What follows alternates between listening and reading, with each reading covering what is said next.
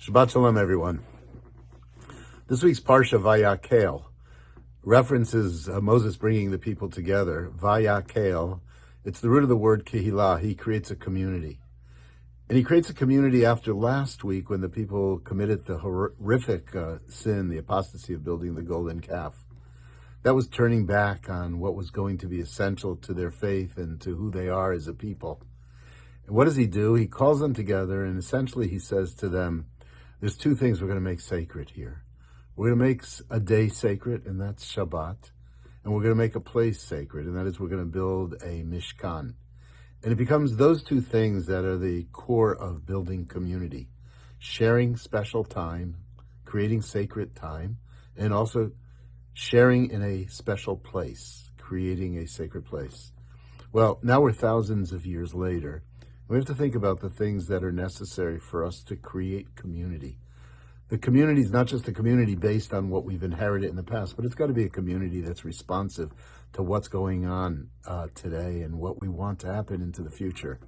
And I was thinking about these two categories of the creation of Shabbat and sacred time and then sacred space in terms of the Mishkan or the tabernacle. And I was thinking about it in the following way.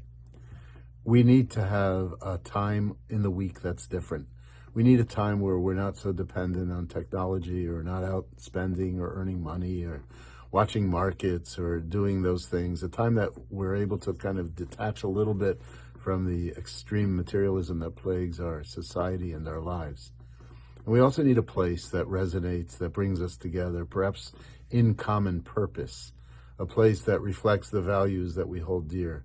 And so Shabbat at the synagogue can be a place where we begin to consider some of those things. And from the synagogue, we can think about what it is that we as a community need to be engaged in and involved in. And some of those things are directly related to Shabbat, like reverence for the natural world and what is our responsibility to the ecological concerns, like our concern about the overwhelming power of technology and how do we step back from that a little bit.